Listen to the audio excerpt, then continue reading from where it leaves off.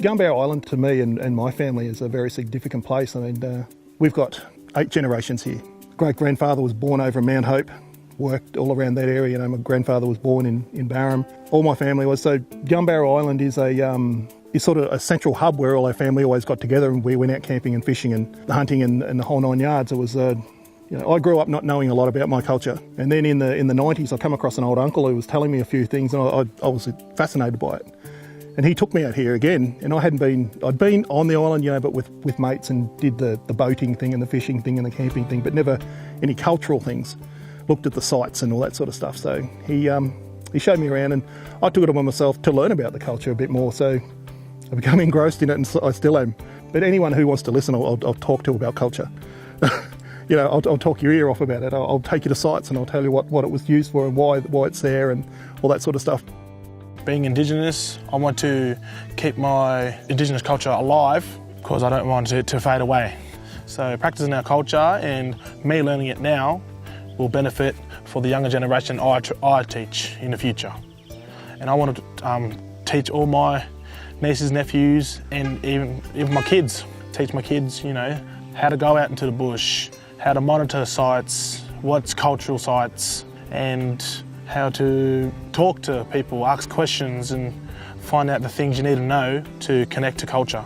But yeah, on this week we just did canoeing then. Before that, did some site monitoring. We got our tablets out and mapped out and recorded some sites, all connecting people and meeting family and meeting people from other organisations and co-ops and seeing what they can do for our waterways and how they can help us and what can happen in the future. Out here, we've done a fair bit, done a bit of talking, but the good thing is having Colin out talking and knowing, getting some of his knowledge, and I have one-on-one yarns with him, and you know, some of the stuff he tells me, it just blows my mind sometimes.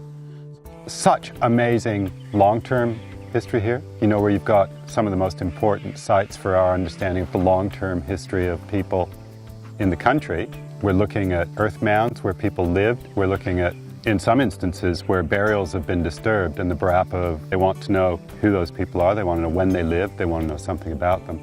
Actually, when people would have been in residence in all these little villages and hamlets that we've been looking at, where the main street is the lagoon, the houses are these earth mounds arrayed along the lagoon, the driveway is the little side runner that comes up where you come in and park your canoe. And here you have the best evidence in the country of people who are resident in villages maybe 4 or 5 months of the year, and these villages are packed throughout here. I'm Garth. I'm a part of the Barapa culture team that's going through Gunbower and this area. We're going through looking at scar trees and other plants and that there, such as old man weed and other type of plants that's usually in the water. I really like it because we get to know more about our ancestors and what they used to live on and all that kind of stuff. Last time I come out here, there was no water at all. That didn't look very healthy. But this time around, it's more or less flooded, as you can see, and we could see more of the plants and that now, and they're growing pretty good. Hopefully when it dries up, we can get in and have a proper, better look at all the plants and the scar trees. And well, last time there was a few people that I met, and yeah, today there's more. That it'll be good to get to know our family and all of that. As you could probably see on the camera, you can see most of the family coming across now in their canoes. I'm really happy. Yeah, I'm really happy to be out here. My name's Ron Galloway. I'm an elder for the Barapa Nation, and we're here today on Gunbower Island in the Gunbower Creek with fish monitors. That means we stun the fish, pull them on board the boat, measure them, then let them go. Everything's coming together pretty good. This is my second time out and I'm enjoying myself, as usual. I love the bush, and I don't get out here often enough. Well, it's my favourite place. There are lots of places in here that have a cultural significance. It probably wouldn't matter to a lot of people, but to us it does. Well, we've put together a lot more than I thought we could, and with the help of others. who feel that we should know a little bit more about what's happening on this country culturally. We're working on that and for the last, 4 years, and I'd like to see it continue. When I first heard about this project with the CMA, and I thought it was a great idea, but I thought it'd be just one of those programs you hear, 6 months and that's the end of it. But when I got the feedback from the first year, I thought, oh, this has got legs. It's going to go somewhere. So I kept an eye on it through my dad and through other people that have been on it, and had a bit of a listen to what they had to say. And I think it's a fantastic thing what they're doing. It's not about the CMA, it's not about everybody else, it's about Barapa people. They don't write down and say, okay, you're going to go here, this. They're asking us what we want to do, what we want to see. The Barapa Culture Project it's been a real blessing actually to be involved, because we've been coming up to Gunbow for a decade, and most of that time has really been around looking at plants and the animals and the hydrology, but not necessarily understanding the culture that is traditional to this area. Being invited to come along has been a real privilege to both listen to stories that have been captured in the memories and the history of the people, but also it gives us a bit of a chance to give back some knowledge. My feeling is that a lot of people were taken off country, they weren't allowed to practice their culture, and I feel as an ecologist we've been given the privilege of learning about plants and animals and ecology, and now we're actually able to give some of that knowledge back. So it's a really beautiful place to do two ways learning, where we're learning from the mob and the mob are learning from us, from scientific methods, and we're stitching it all back together again to help look after this bit of land as best we can from a scientific perspective and from a cultural perspective. My name's Dixon Patton. I'm a Barapa person. I'm connected all along the Murray River one way or another for all my families. I started doing this Barapa course, and at that stage in my life I was struggling, so I was probably in the pits, but then this program come along.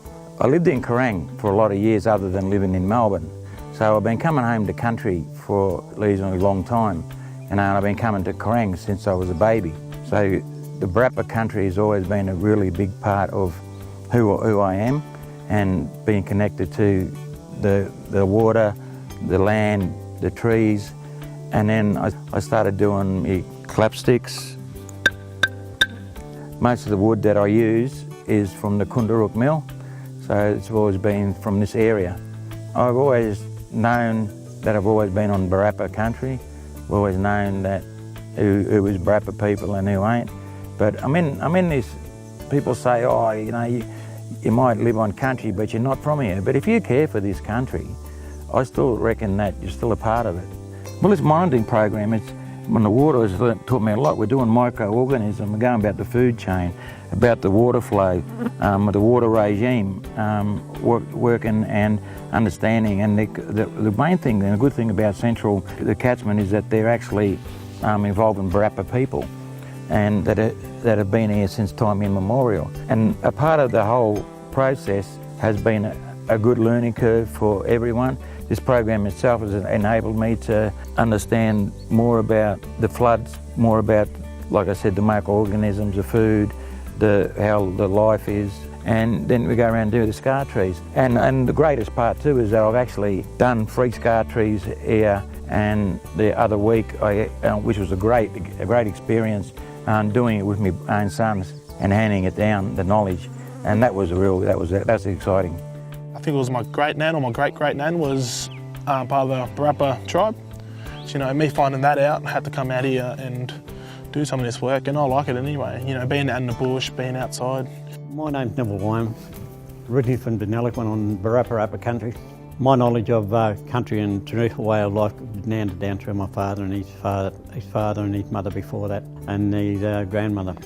Lived all their life on the riverbank up in Deniliquin, and then as I got to the age of 16, my dad turned around and said, son, it's time you moved.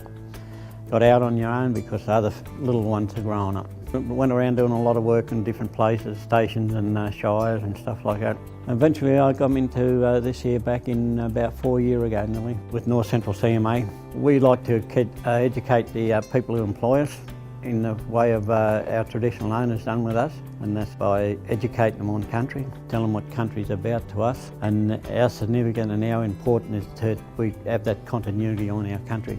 And so leading up to the process over the last 4 years of caring for country, water for country, healthy country planning and stuff like that, we was educating people along the way in how we should be looking after it together. And then we have the younger kids where we take along with us, our sons, daughters, grandchildren, and educate them at the same time while they're working with us out in Gunbarra Forest.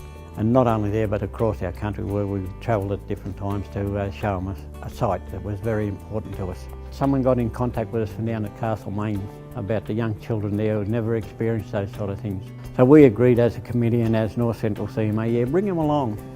We'll give them some introductory stuff to our cultural way of our ancestors' cultural way of life, and then how it was handed down to us, and how to respect the country and how to walk around the country by not disturbing anything. So we got the little kids from about 4 or 5 years of age coming up, and twice they came up and they've taken away everything from us that we shared with them. And again, we asked that they bring them back so that they can have an input into our next sort of film and stuff like that they hung around, so that they can tell you what they recorded, or what they need recorded and what they learned from it. From there, we sort of broadened it out a little bit. Now we've got people in Kerang community, Kundruk, Kiuna, Pyramid Hill and all talking to us and wanting to understand our ancestors' cultural way of life and how the stories are handed down. Hi, I'm Rochelle Patton. I've come out here today with my father to, I guess, do some monitoring on some fish. It was a very good experience just to learn about everything today, irrigation and stuff like that. I take this as really important for most of the young fellas, or most young Indigenous kids there, because we do want to reach out to the elders and actually learn, what they have to teach us. Take that on to our next generations and stuff like that. So it's just good to actually participate in, just coming out here and being on country. I'd see myself in the future doing this sort of thing. I love, just being on country, so maintaining land and actually working with other people to help maintain land. Yeah, this experience, even just, a simple conversation, it's really good just to connect with family and connect with your own people. No, good feeling. Just very relaxed today. Loved it. Yeah. To see places like this with water and it's fantastic. The bird life, the wildlife, and just seeing people like Uncle Duck out here, just enjoying it and wanting to get in and get his hands dirty. Now that's what culture is. To me, that's what it's all about. I just get that feeling that I feel home. I feel at home. I feel welcome. That I don't need a native title claim. I don't need a rap status to say this is part of who my identity is, because I would know. And to me, I'm one of the lucky ones, because there's a lot of people that don't know their identity. So I've been blessed for that through my family and being able to come back to country.